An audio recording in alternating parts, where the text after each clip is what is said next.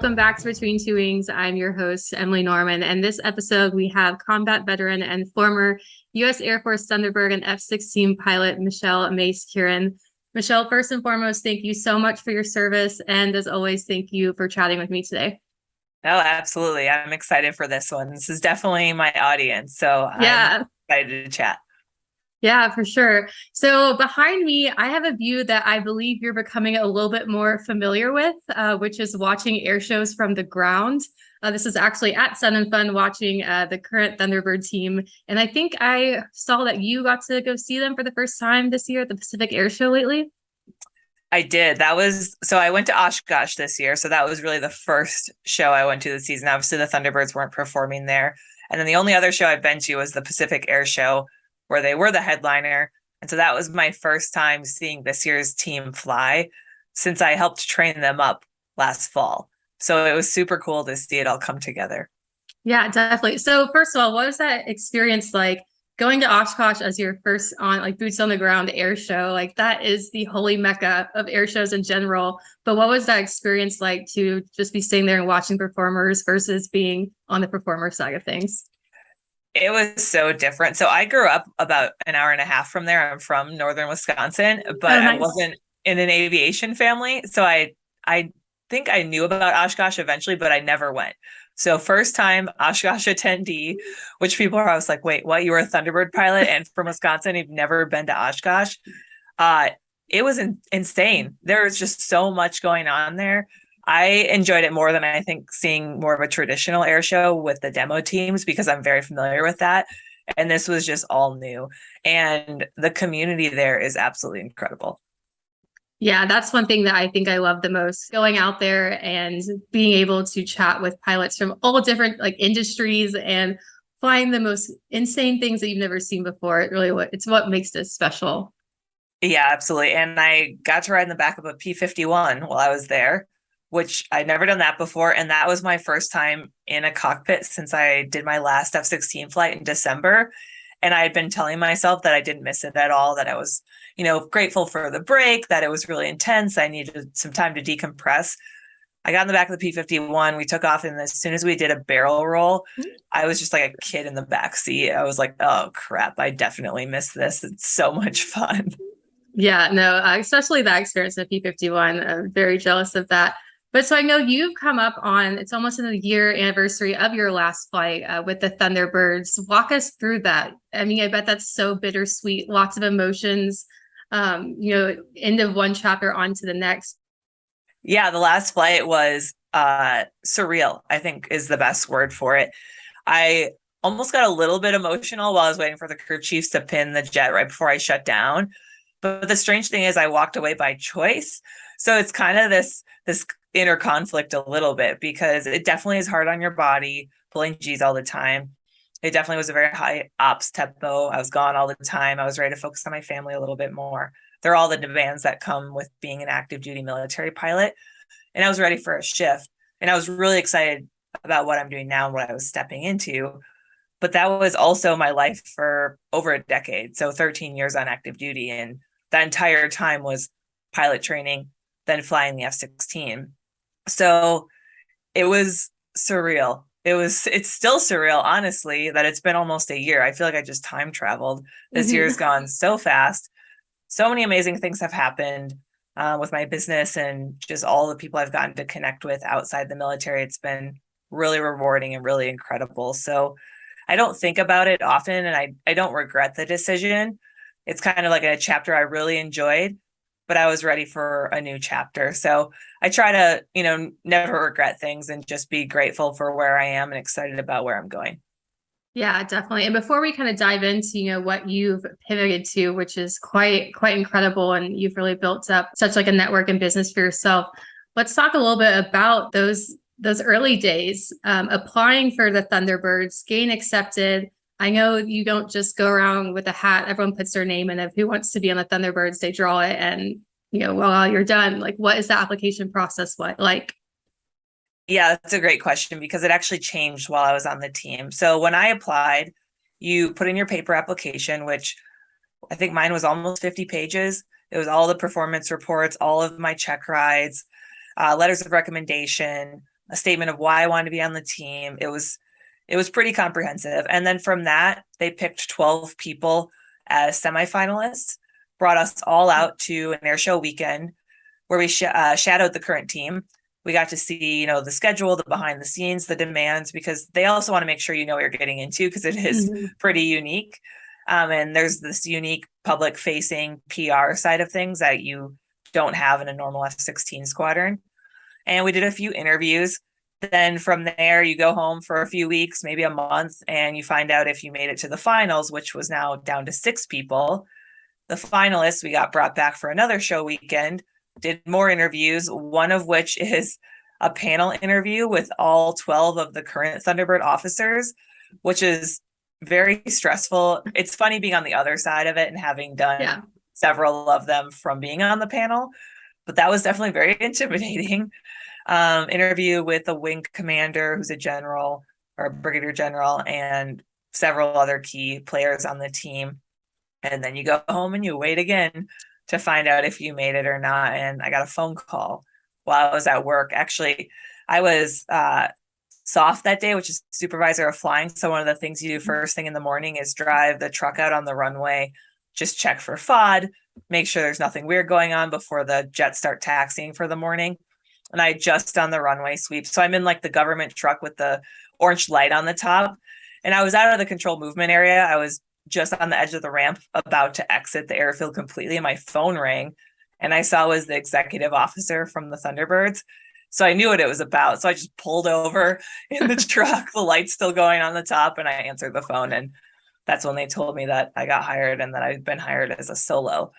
So that was how we did it. When I got hired, the team quite a while ago used to do flying tryouts, but they had stopped doing those for whatever reason. And so in 2021, we decided to bring those back. So everyone that got hired for this year's team actually did a flying tryout, which was interesting to see kind of the results of that. And the Thunderbird flying is just so different than any other flying you do. Even the people that were already flying the Viper, the F-16, it was a lot to learn, but it really shows how people handle stress, how much preparation they put in. Like, do they know the radio calls? Do they know what happens when? Do they know the formation references, even if they're not good at it? Because no one's good at it at first. So yeah, everyone got to fly a flight with one of the current team members in the backseat evaluating. So we brought that back and they did it again this year for the people that just got hired for next year. So we'll see how long that sticks around, but it's evolved a little bit over the last 3 years. Yeah, I can imagine. And I bet every, aviator and av geek out there would love to be a fly on the wall for this entire tryout process, especially come out and watch some of the flying tests. Something you kind of hit on is that the flying is really different than, what you were used to doing as a normal F-16 pilot. And then also that some of these pilots weren't even F-16 pilots before. So, what is that kind of transition period like for you specifically, and then also for other pilots who are transitioning to a complete different aircraft at the same time? Yeah, so that's what we call training season. And it starts after you've been hired and you move out to Las Vegas, which is where the team's based out of here at Nellis. And you move out in like September, October timeframe and start flying in November. And by March, you're doing your first air show. So that's pretty quick because the holidays are in there. There's a few breaks. So it's not a lot of time. And the spin up has to happen very quickly. So the people that are coming from other fighter aircraft that aren't F-16s, they also go through what we call a TX course, which is just a transition course. So they'll go to one of the locations that teaches brand new F-16 pilots like Luke Air Force Base or Holloman in Phoenix and then down in New Mexico. And they'll do a very truncated F-16 course. So they aren't flying their first flight in an F-16 as a Thunderbird.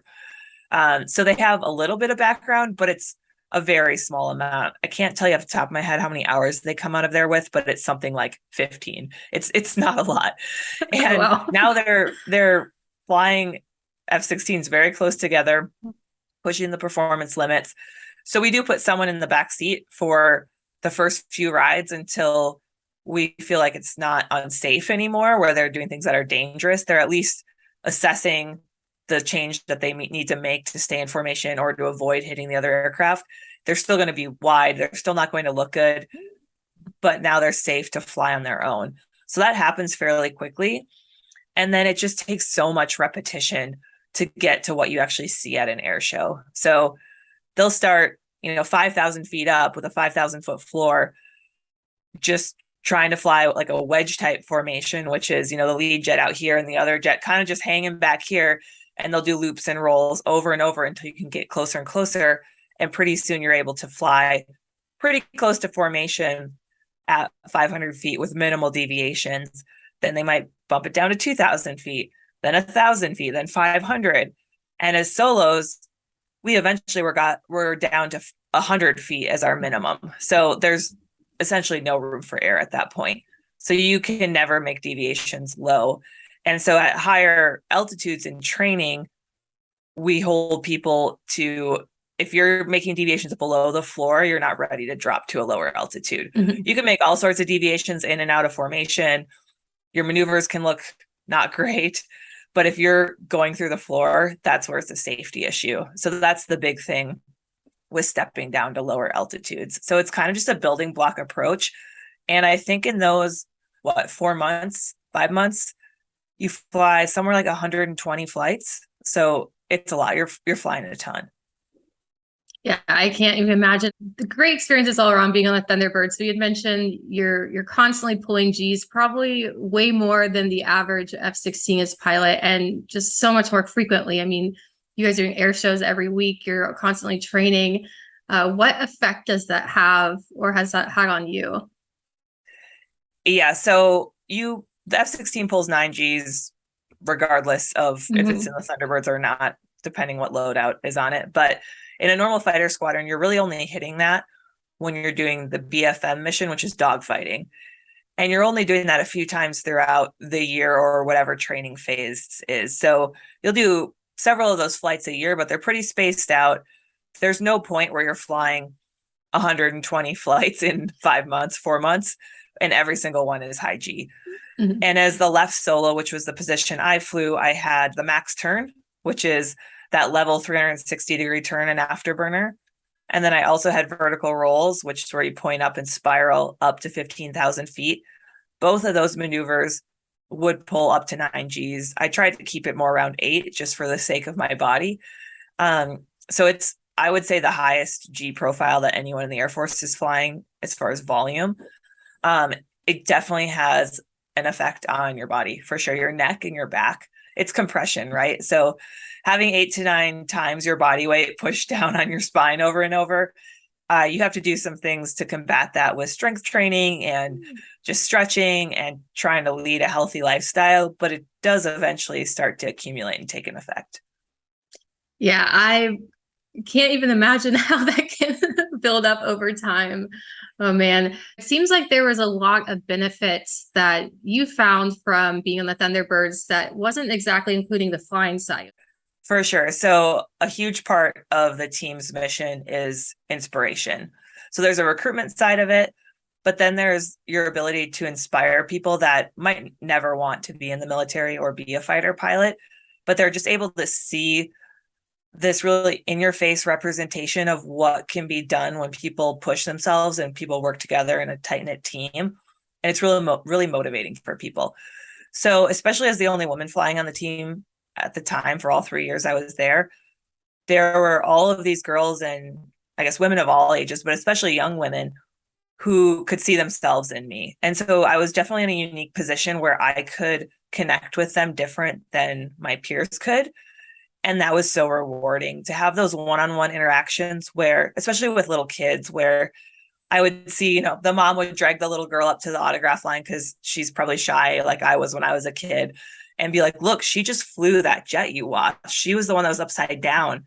And even if the little kid wouldn't say anything, because a lot of times they were so shy they wouldn't, the look on their face was just so cool, because I could see this kind of awe where they realized what they could do in the world was bigger than what they had thought just a few minutes ago. And so to have that impact on people was incredibly rewarding. Yeah. And I mean, rewarding is probably an understatement with how that would just make you feel. And I think it's also been a little bit of a base for how you decide to pivot out of the Air Force. It sounds like, I don't have personal experience with this, but when military pilots or even people who are flying on the civilian side just walk away from flying, they're not really sure what to do. This might be their main focus and craft that they've honed for their entire working career. What was that like for you when you decided to walk away and look at what's next? I think why it's felt fairly smooth for me is because I really enjoyed that. I'm kind of a high achiever, I guess is the way to put it. Like I like to push myself and chase down goals. And I had done that and I had accomplished the goal of initially becoming a fighter pilot. And then I had accomplished flying for the Thunderbirds, which eventually became a goal later in my career. But it was never my identity. And sometimes it's hard to explain because what I do now, I do talk about what I did a lot, but it's not that I'm hanging on to this as like the good old days. And I wish we could go back and I could throw that pigskin over the mountain, like talking Yeah. about that high school football game, Napoleon Dynamite reference there. But Love it. it's more that I found it is super rewarding. And while on the team, I kind of identified this other part that I loved that I found fulfillment in, besides just being the pilot in the airplane. And so it wasn't that the Air Force and active duty and the F-16 were pushing me away, other than the physical demands on your body, which was causing me some back pain. It was more that I realized I was in this unique spot, coming off the team, coming off of all these people I'd been able to impact, especially for 3 years, because normally 2. So I did an extra bonus year due to the pandemic. I was in this spot where I felt pulled to do something more. And I wanted to change people's lives in a positive way, leave a positive impact for them. And there's all kinds of great aviation jobs, including going to fly for the airlines. But I just felt like there was something more where I could impact people directly. And that's why I decided to create Upside Down Dreams and use my story to help do that. Yeah, I think one thing you've also identified and you shared a lot on social is that, people who are military pilots or just pilots in general and really can hone their skills as leaders and deal with a lot of different skill sets that we've all just kind of acquired over the years. So it's really inspirational to see you make those ties and push people to step outside their comfort zone and find something different outside of their flying lives. For sure. There's been other fighter pilots who have considered leaving and going to do something else and have kind of had mixed feelings on going to fly for the airlines. And I've talked to a few of them and been like, what else would I go do? All I'm good at is flying airplanes. And I want to like slap them upside the head and be like, that's not all you're good at. Yeah. You've spent over a decade in the military as an officer. So there's all kinds of skills that come with that. But also being in aviation, you become very good at performing under stress. You become very good at compartmentalizing things and just getting things done. You become very good at risk assessment. Like there's so many skills that translate into other areas. And I can't tell you how many executives and CEOs that I work with now that also are pilots. So I think there's a lot of transferable business skills and drive that go between the two. So I imagine if it goes from CEOs towards being a pilot, there's probably a lot of pilots that have similar aspirations and skills that would translate into the business world as well. Yeah, definitely. I couldn't agree more. So you brought up your flying during the pandemic, which I kind of forgot. You guys were still having to train and maintain proficiency and maybe one day you're going to get the call that, okay, we can go back to air shows and you have to figure out how that's going to be. But what was that like for you guys? Because that was pretty early on in air show season. I know we were going to go to some and then we were on the fence and, that year played out how it did. So. Yeah, I think we were, kind of just a subset of America all going through the same thing, just in a different form. The timing couldn't have been more interesting, I guess. We, went through this intense training season where it's almost like opening game day is that first air show, right? There's all this hype around it. You finally get to go do this thing you've worked so hard for. and then it just didn't happen. So, I mean, that's an understatement. It was literally our first air show of the season. Our advanced pilot number 8 had already left for the first show, which was in Texas. Our C-17 was there with all our equipment and luggage loaded up. We were briefing for the cross-country flight to take the other jets to Texas from Vegas. And I remember Thunderbird 1, who we call Boss, was just like, what do you think about this pandemic thing? Like, do you think this is going to be a deal? Like, should we not do an autograph flying so we're not like all touching each other? Should we, like, we started to talk about it. And he's like, let's call FLAC, which is the call sign of our advanced pilot, and see what the air show is saying. Like, are they still going to do this thing? Because stuff was starting to cancel. I think the NBA had just canceled their season. And we're like, okay, this is getting real. And he's like, no, I think the air show is still a go. We wait another hour and he's like, well, they're discussing it not being a go. And we're like, okay, let's slip to the right 24 hours. We'll show up one day later. Let's just let this play out for 24 hours and see what happens. Within 24 hours, that show had canceled. We had all been sent home. The Air Force had put a stop movement in effect. So we had to figure out how to get number 8 home, like get a memo signed by someone with high rank to be like, yes, he can do one flight to come home. And like everything was shut down. No one was going anywhere. The next show canceled, the next show canceled. And pretty soon it's just months of no air shows. And I think we spent several weeks, maybe 3 weeks at home teleworking, which we do have some ground jobs that involve email and stuff, but you can only do those for so long. As a fighter pilot, teleworking quickly becomes an oxymoron. We're just like, what do I do with my hands? Yeah. And that's when we started to talk about, we still needed to fly. We still needed to maintain proficiency. We had just gotten to the point where we could do a show, but that skill was very perishable still because we're still early in the season. So not flying for weeks was really setting us back. And so we started figuring out COVID protocol and how people could avoid each other and do shift work and all this stuff, but we needed to start flying again. So we started flying local practices. And then we had kind of a group text where people were joking about like all these things we could do where we would still get airborne and still could impact people. And I think number 4 at the time was like, we were just joking. He's like, let's do a flight around the world. Like, let's go inspire some people, which obviously is ridiculous. And then someone's like, let's go fly over New York City. Let's go fly over Washington, D.C., all this stuff. And we were kind of kidding. And then within a few days, I think the leadership got pulled into the conversation. It went up the chain of command to like higher headquarters Air Force. And they're like, start planning it. And by April, May, we were doing America Strong, which was all of these city flyovers across the country. We joined together with the Blue Angels to do a whole, I think it was over a 7-hour flight up and down the eastern seaboard, hitting Atlanta, Baltimore, DC, Boston, Philly, New York, all at 500 to 1,000 feet, close formation, smoke on. And all these people, we could see them sometimes if we were in a turn when you're on the wing and you're looking at the airplane next to you, and you can look through it. If you're in a turn, you can see people on the ground. And especially at like hospitals where there were parking ramps with people would be up in scrubs on the top of them, and you could see them. And some of the most challenging flying I did on the team, actually in my career, some of the most challenging flying, but also some of the most rewarding. It was so cool when we would land and you get all these messages from people just with the most heartfelt stories about how that was such a beacon of hope in such a terrible time. Yeah, I remember the Blue Angels came to Houston, and our air shows were canceled. I was always looking forward to air show season, seeing these jets perform. So it's kind of, it's definitely a downer that you don't get to do this part of your job that you love and look forward to every year. And so when they came by, it was probably the best day.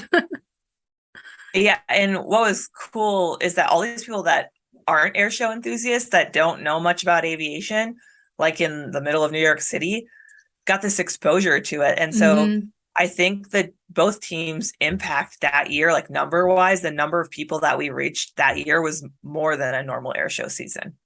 Yeah, definitely. Well, all from a group text, the power of group text, I guess.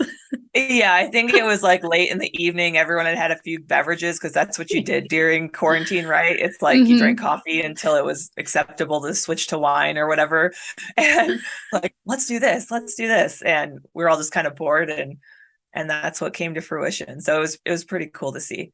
Amazing. And I know, so on your longer flights, your cross country flights, you guys are actually using ForeFlight, right?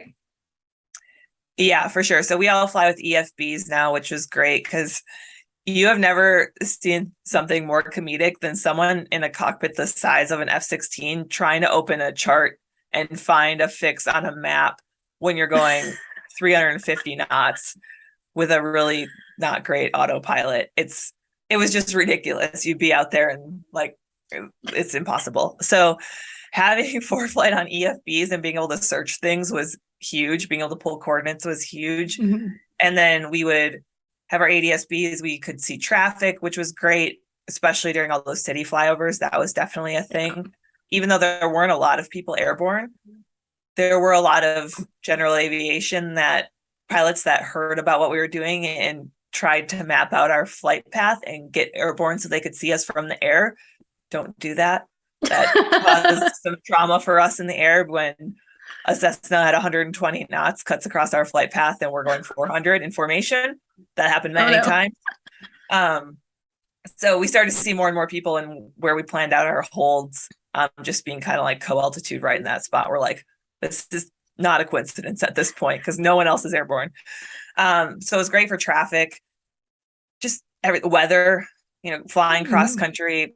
Weather is a huge concern for us, obviously, dealing with rendezvous with a tanker to get air refueling done. So weather was a huge, huge thing. And there were points on cross countries where it was also just nice for entertainment, just to like zoom in and be like, look at that beautiful alpine lake. What's it called? Yeah. Okay, I'm gonna go hike there someday. Like write it down. Or like what town am I flying over? And just to be able to look at all that stuff real time was really helpful. Burn some time. I guess it doesn't matter if you're in a 172 or an F-16, a long cross country is still sometimes a long cross country where you need a little entertainment.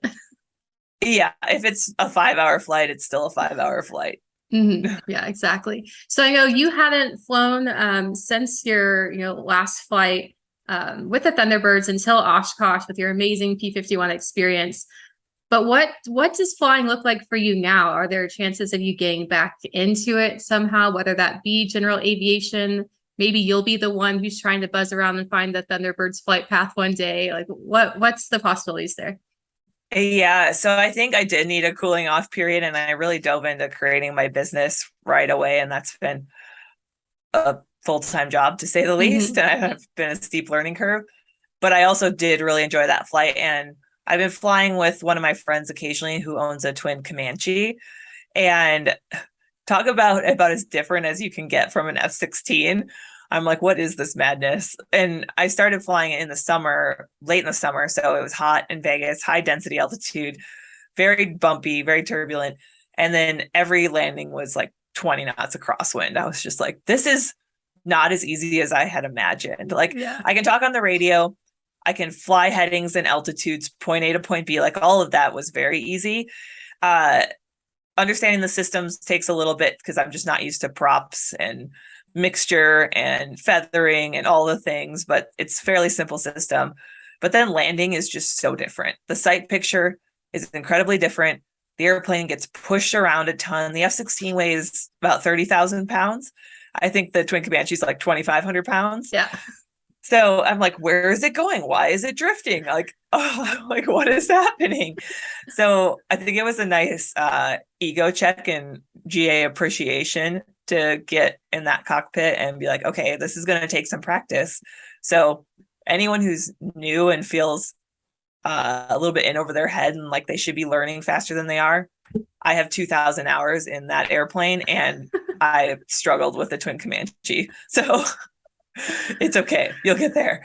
But I would love to get into some aerobatics. And I think the biggest draw is just the freedom that comes with it, of being able to hop in an airplane with my husband and my stepson, who's about to be 10. And Vegas is such a good hub for outdoor stuff.